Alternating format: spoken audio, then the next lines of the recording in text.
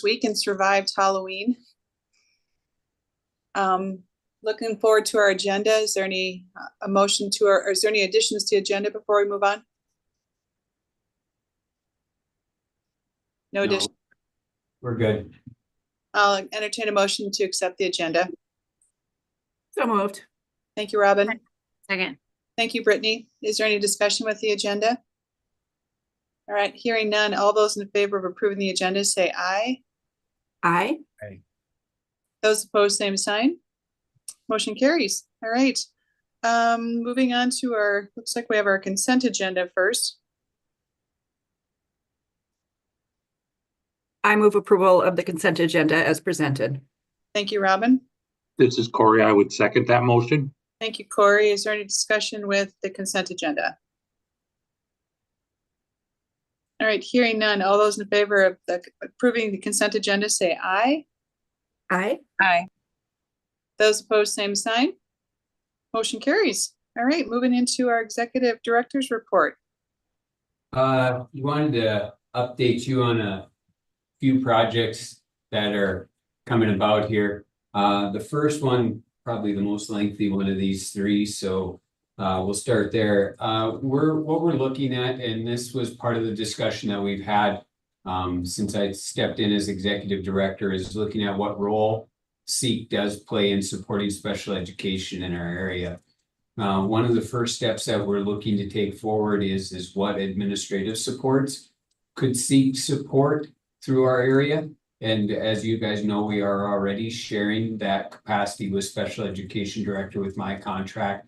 And then I'm also supporting as a mentorship to Cheyenne Valley as well.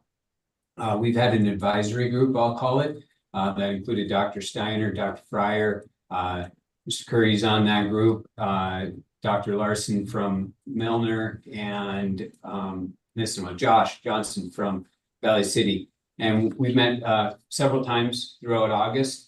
I think we met once in July, and then we just met the other day again.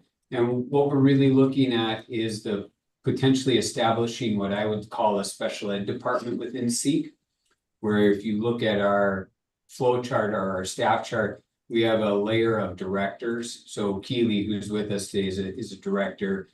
Jolene's a director. Carrie's a director. Hunter's here. He's a director. So we have that level of support. So this would come out as an adjunct kind of right underneath me just because of my capacity as a shared special ed director as well. And then we would put in place Andrea Johnson, who's currently the director of South Valley Rural CAS, in that similar director role. And then going down from there, we would add in the Cheyenne Valley director as a coordinator. This is what we're proposing to discuss with the superintendents in our school districts. Predominantly right now, we're looking at those three units to establish that administrative supports or that level of support, but furthering that conversation into business services as well. And then also getting into behavior supports such as Rural CAS South Valley has a shared contract that we support, a Solutions Academy, where we support elementary students with exceptional behavior, but looking at expanding that regionally and in potentially Valley City and then Jamestown.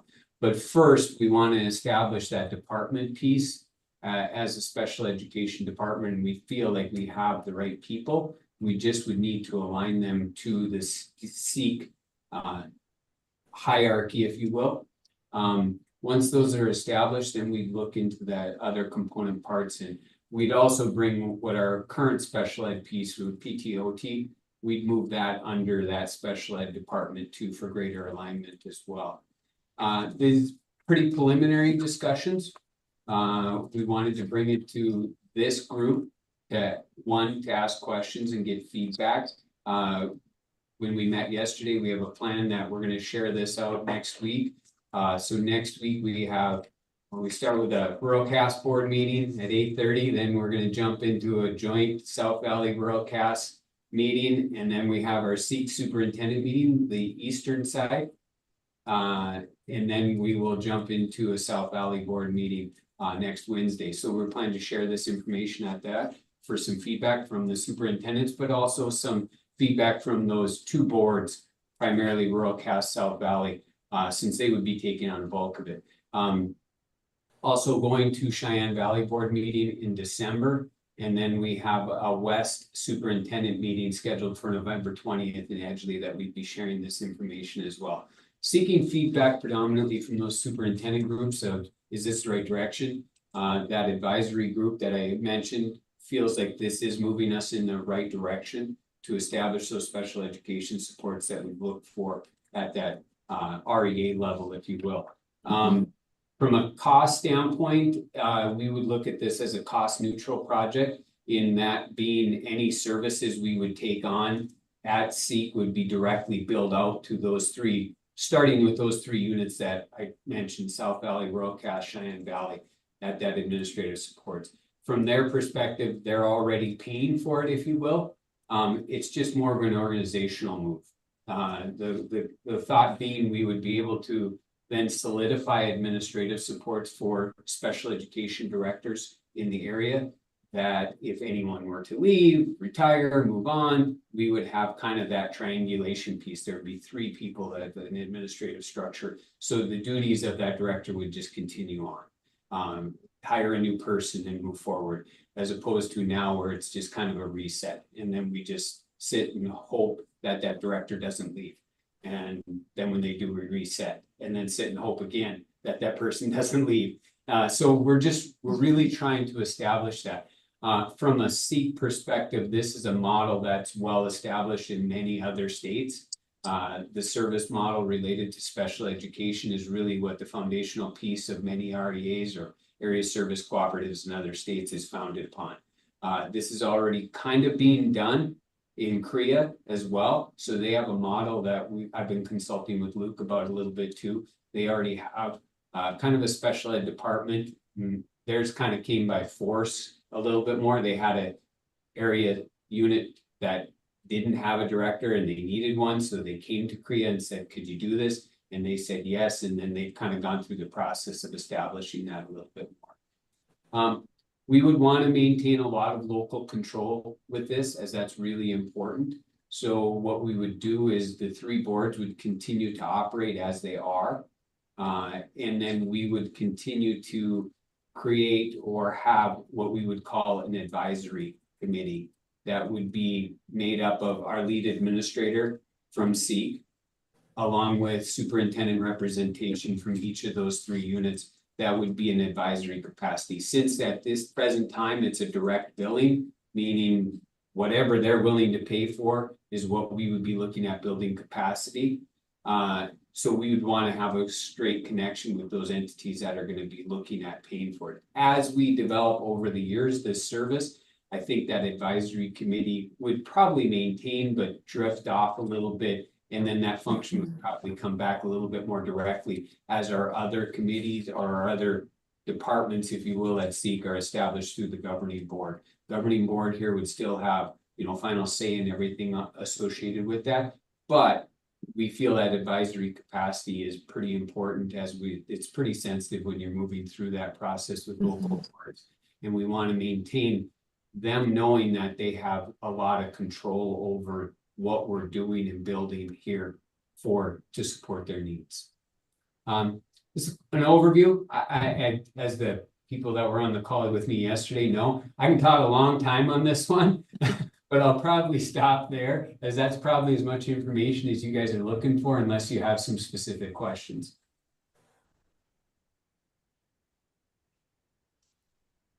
Just due to my newness, I'm not aware, what kind of supports would you provide? Thanks, Robin. Good question. Right now, what we would be looking at is, so historically, Cheyenne Valley, Rural Cass, and South Valley have had one director for each of those units. And then what occurs is when that director leaves, then they start over. They hire a new director. There's not a lot of directors out there. So usually it's a director without experience. Almost always it's a director without experience. And then if that person leaves, then it's starting over again. And in Rural Cass, South Valley, I guess either lucky or unlucky, depends on who you talk to. They've been stuck with me for 16 years. So that capacity has existed. They haven't had to reset in 16 years, I guess. In Cheyenne Valley, they've reset 5 times in 16 years, 3 in the past 3 years. So they're really looking at how do we stop that? So that's the supports they're really looking for, Robin, is to establish. So for example, the Cheyenne Valley director now, if she decides winters are not for her and she leaves, they're not going to be a complete reset because they would still have Andrea and myself here to help support their new director as she gets into or he gets into that position. And we would be able to carry a lot of that weight of that administrative load as a special ed director. So it just, that loss, since it's a singular position and it's a very critical position for the operations of that special ed unit, when that is a reset so frequently, it's really detrimental to the growth of that unit. So what we're really targeting is that administrative supports initially, and then probably the next step would be logically looking at the business services, which we already do with South Valley and are looking at for rural Cass. And I would recommend Cheyenne Valley would look at that too. So that would be some of the capacity building we'd be able to seek as well. That makes complete sense. Thank you. Mhm. Great question. Any other questions in regards to that? Would you see yourself creating or amending your org chart at all? Since you're essentially adding a department, is that what I'm hearing? Correct. Okay. Yep. But we didn't want to get too far ahead of ourselves until we had some more conversation with the broader stakeholder group, being the superintendents. We wanted to be sure that we were moving in a direction that the broad superintendents group was in alignment to and supported before we got too far ahead of ourselves. So will that, and I'm sorry, I had to step out for a moment. Will that be discussed with them next week, John? Yep. Okay. We're gonna hit that one about 4 times next Wednesday. So rural Cass first, then the joint, then the SEEC superintendent, then we'll hit it again at the South Valley board meeting. So I'll be well versed by then. Good. Thanks. All right. Any other questions on that one? Okay, we'll move into transportation. We have kind of had starts and stops with transportation and SEEC's involvement over the past several years, I would say. Predominantly when I speak transportation, I'm talking about bus driver training. The mandated bus driver training that every school district that has bus drivers has to go through. Every one of our districts that is not contracting for bus drivers has to go through bus driver training. It's tricky because it's got to be through an approved trainer. There's some other steps associated with it. You can do it online. You can do it through a couple different organizations. And what the question came forward was, what do we do to support bus driver training in our REA?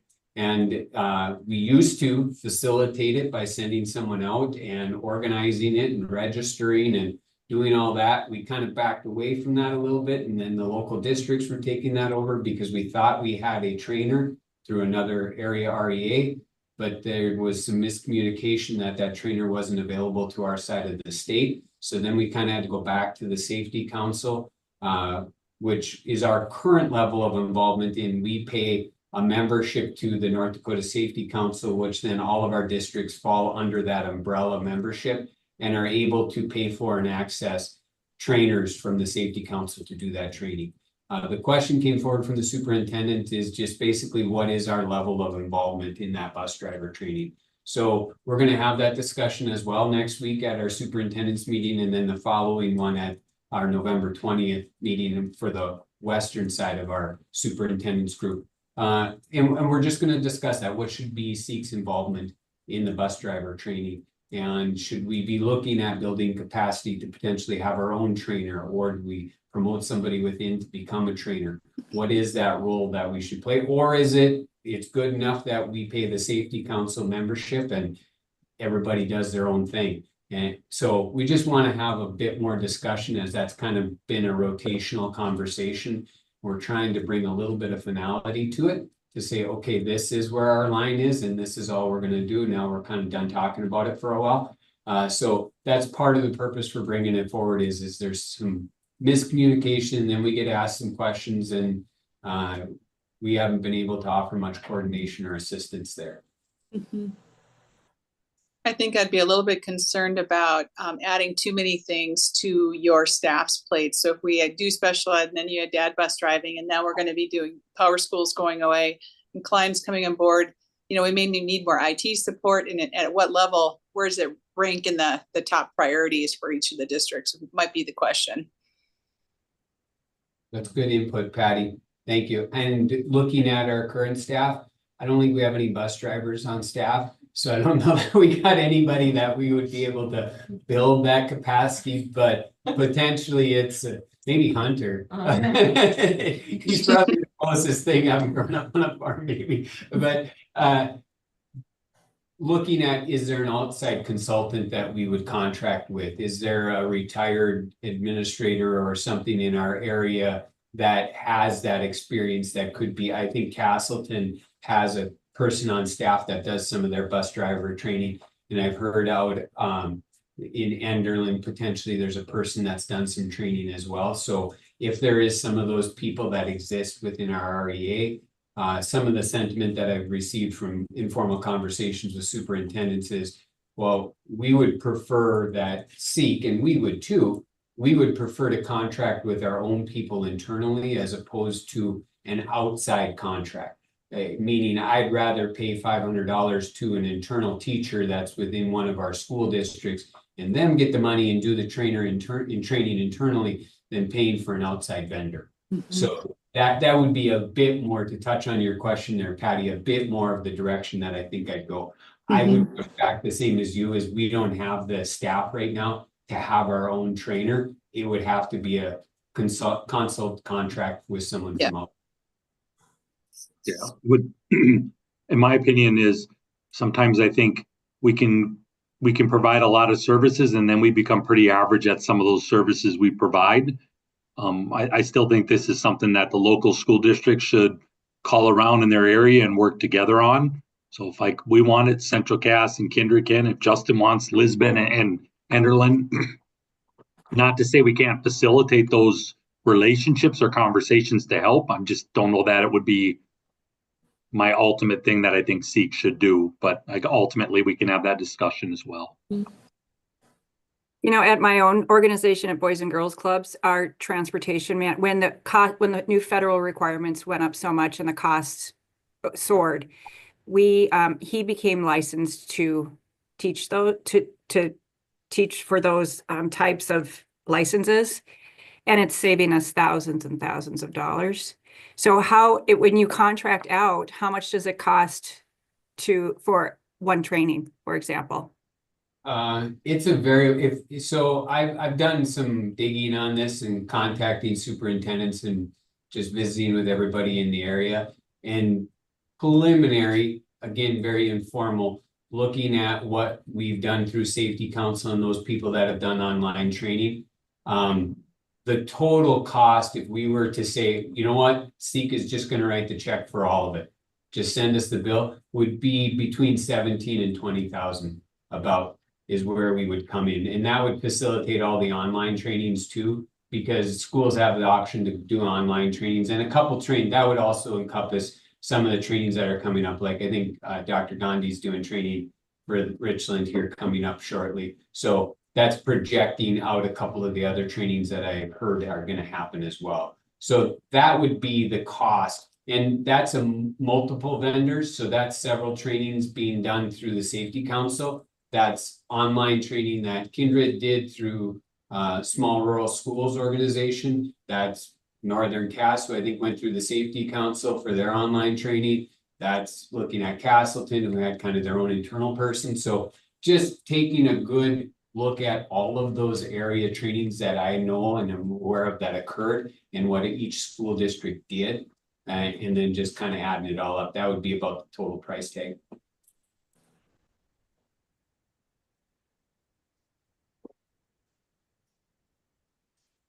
All right, any other questions or comments about transportation? All right, we can move on then, John. Yeah, this last one I'm going to have Jolene help me a little bit with, as she was on a call yesterday and got a bit more information on this one. But Andy Climbs is a new opportunity coming out from DPI.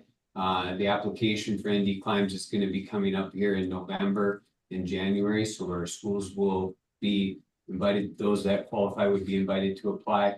But then there's about 8 projects that fall within that the REAs may consider applying for. And I'll probably let Jolene speak to a few of those projects and give us some insight as she was on the call yesterday. Yeah, so ND Climbs is essentially the next iteration of CLSD, or Striving Readers Circle, from the US Department of Ed. North Dakota was awarded, I think, around $44 million in this 3rd iteration in a very competitive, I think, process. And so the state is looking at planning this out over the 5 years, with the first year essentially being a planning meeting. Changes to the way they're structuring this for districts who are applying. Previously, you had to serve from birth to grade 12, and now they're allowing individual buildings to apply for the funding. So you wouldn't have to work within each of those grade bands. They're expecting to fund about 40 to 50 buildings. One of the big requirements is that those buildings would have to commit to implementing the bar professional development.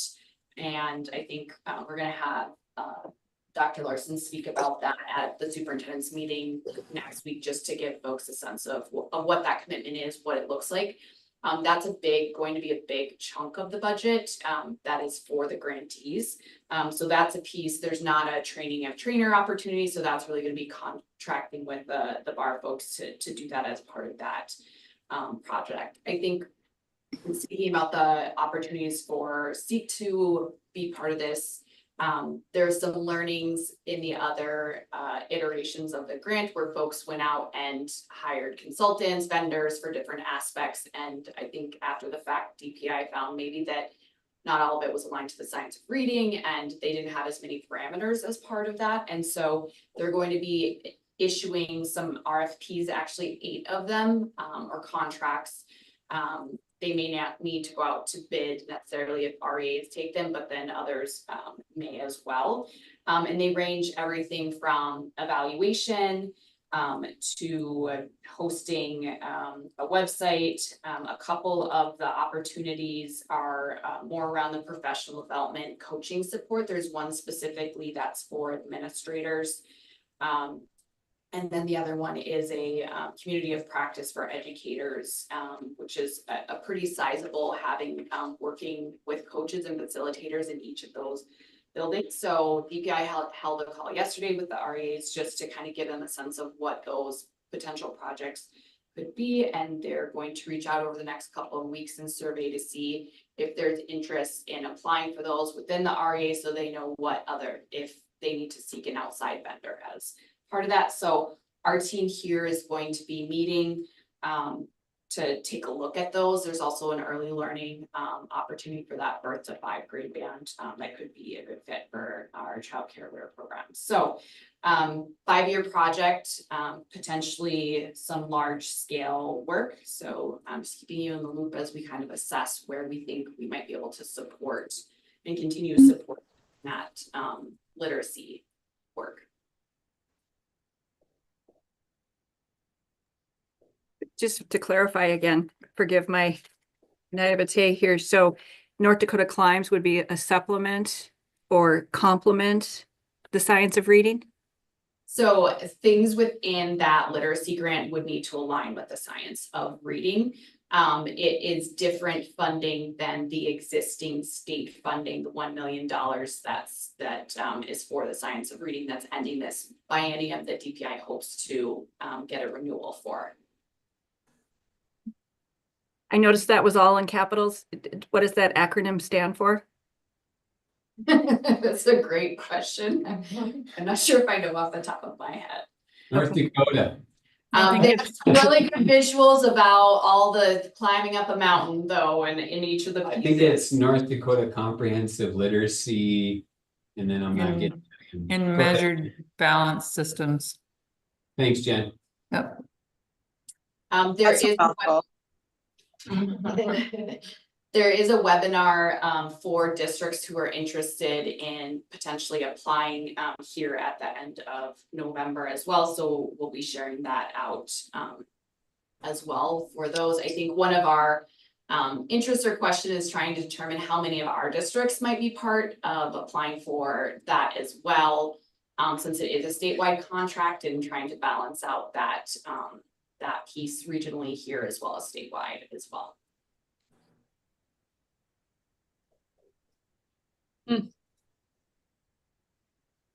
We're good there on the executive director report, Patty.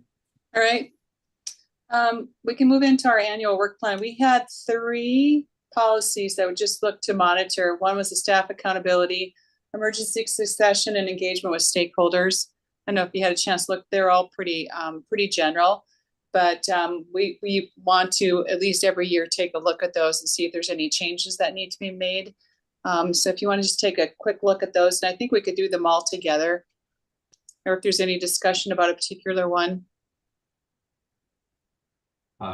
We could share out some information on activities that are correlated to the work plan if you would want, Patty. Oh, sure, go ahead. We can start with the BED 3, just to give some direction specifically to number 2 and 3 there that talk more about the evaluation piece. Just so the board is aware, we have a pretty good onboarding process here, having just gone through that recently. It's pretty specific checkoffs, sign-offs on different trainings and things like that that we have to complete. I would say it's a pretty robust process and pretty well defined. We continue to look at that within our directors group to see if there's any pieces that need to be added to that. We also, within the first year, our practice is to evaluate new employees at 30 and 90 days, and then additionally at their annual review. And then in their second year of employment, there's a mid-year evaluation and then an end of the year evaluation as well. And then after that second year, then all staff go through an annual evaluation. So we feel like that's a pretty good process to ensure that we have accountability from all of our staff.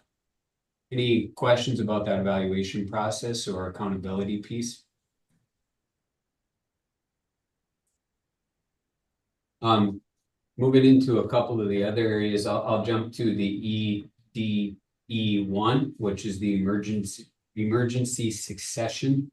Now, it technically wasn't an emergency, I wouldn't say, when Kyle retired. And we had a process that we went through that hired a new executive director, and we kind of outlined that a little bit in the work here. And, you know, the process seemed to work well, I would say, as far as what I saw and reviewed, and the feedback that I've heard from other board members that were involved in that process, or stakeholders that were involved in that process.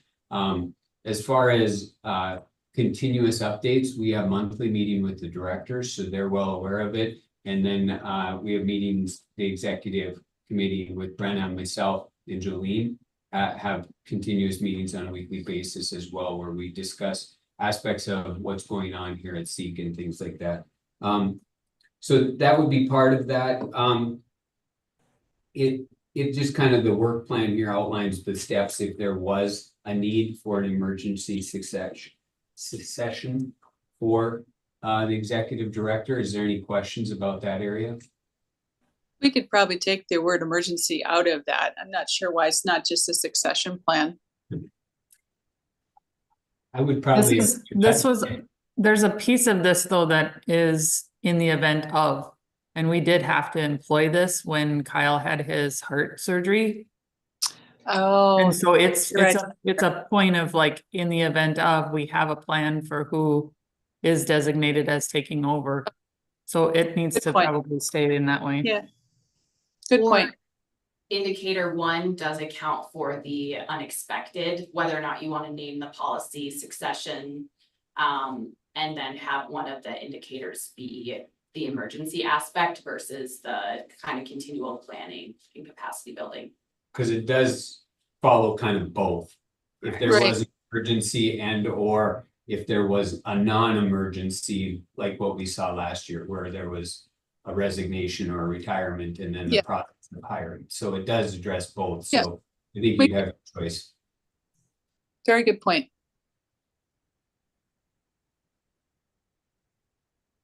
All right. I tend to agree, because it's not all emergency though. It could be just succession. I have a similar policy to this at work, but it's just semantics to me.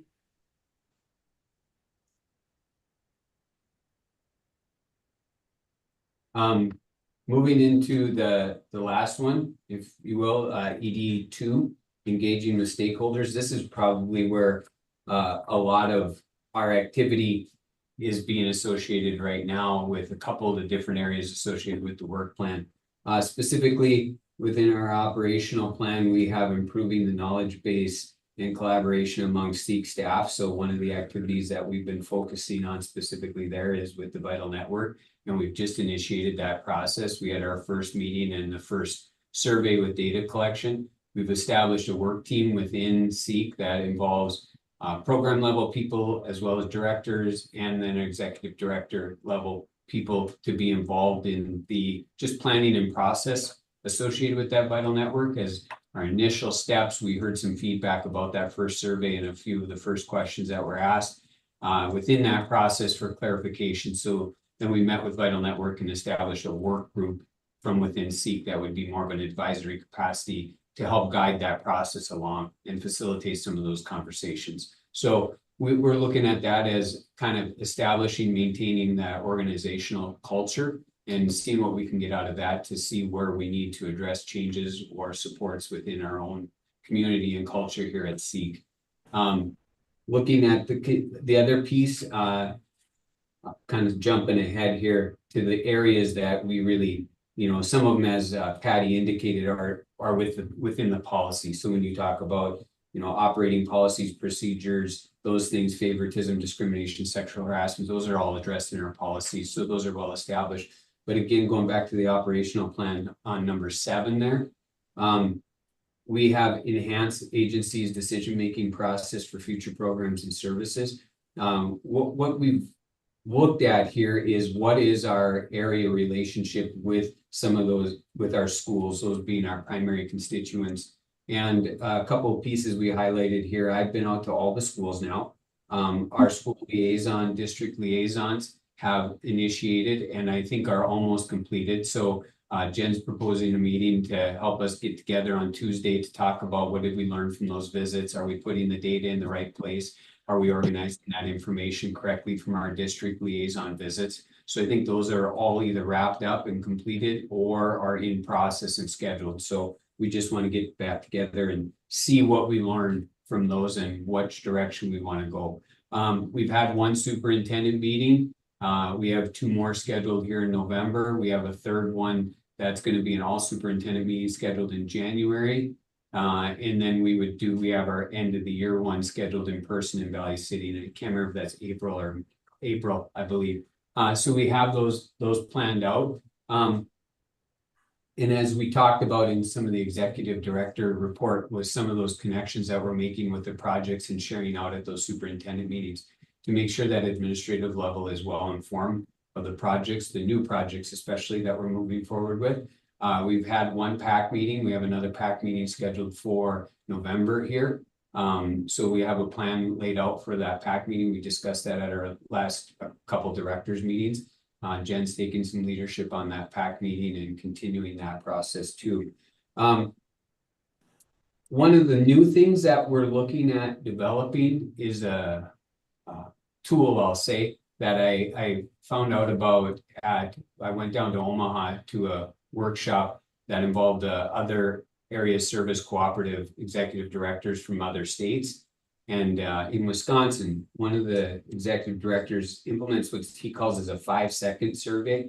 It's basically a thumbs up or a thumbs down. Are you good? And he's got it set up automatically that goes out to the school administrators, superintendents, or if you're looking at capacity from the principals to just, in general, it's like, are you good, not good, or other? Not good, then automatically sends a message back. So if Dr. Fryer indicates not good, it would send a message to us that we got to call Lisbon, check in with Justin and see what's going on. what is their need? Or if they check other and then list something, then that would prompt us to call. Otherwise, it would be good. The assumption, no news is good news that way. So trying to create a methodology that we can get some direct feedback. It's a 1-question survey. This would also be utilized to target some of our project areas. So moving into some of our other, one of the examples we thought about was our TSI, CSI. Just a quick reference to be able to send out to principals to say, are you doing good, TSI, CSI, or do you need another step, another point of communication? Just another piece of data to be able to show like we're making that connections, and just one more opportunity to remind those people to reach out to us if they have any concerns or if they have any questions, that we're still here. And it is literally designed to be a 5-second survey. The fellow that presented on it from Wisconsin, he's got them automated, scheduled to be sent out quarterly till 2030, I think he said. So it's a pretty easy system to establish. You just set it up through, whatever Google surveys or whatever system, and then he's got it so the data flows right into a spreadsheet that all staff or program level staff or director level staff would have access to the spreadsheet, that you'd be able to see school by school, where's everybody at? If they're all in green, or if one shows up in red, then there's a follow-up point, and then you document what that follow-up point is and what was the question about. So we're looking at building that just as another piece of information and conduit to those superintendent groups. I like that idea. That quick, what's going on? Yeah, the rest of this one really correlates pretty specifically to most of our policies. So kind of what you said, Patty, those other points are covered under, more functional policy level things. So I pretty new to this governance process. Is there more information that you guys are looking for in these areas, or was that like what you were targeting? I thought that was a great first try at it. Oh, thanks. In relation to the questions, and I don't know, what did everybody else think? Adele? That was perfect. Yes, great. Perfect. I like that. All right, maybe I think we will just vote on these independently since they are separate. Can we take a motion to looking at BED-3 staff accountability? So be in compliance, out of compliance, or with noted exceptions would be the 3. Or approve, you can do that too.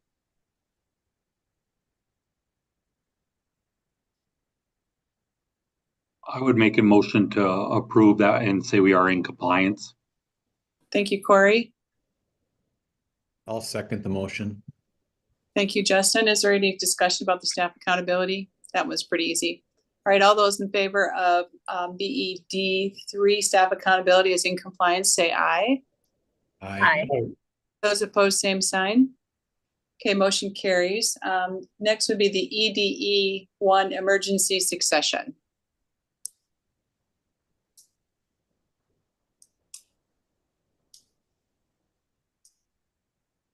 And entertain a motion to determine if we were in compliance or not.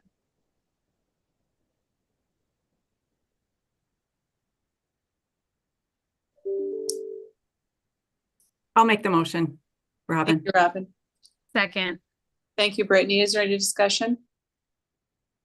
And as far as changing the title or not changing the title doesn't really determine if you're in compliance with this one. That's something we can have further discussion later if we want to change that. I think Robin's correct. It's kind of a semantics thing. All those in favor of approving EDE-1 emergency succession is in compliance, say aye. Aye. Aye. Those opposed, same sign. Motion carries. And then the last one was the EDE-2 engagement with stakeholders. I move that we accept the report. Thank you, Robin. This is Corey, I will second. Oh, Andrew got it. Thank you, Andrew. Is there any discussion with engagement stakeholders? All right, all those in favor of approving, say aye. Aye. Aye. Those opposed, same sign. Motion carries. Thank you for having some good discussion around those policies as we continue to move forward with this process. It's new for all of us, but I think as you do it once and the next time around, you find out you can do even better. We get more information. It's good for our staff and for our board. So, all right, is there anything else to share from the group? before we go? I'll just add that our next meeting is February 5th on Zoom as well. Okay, February 5th. Same time, Jolene? Yes.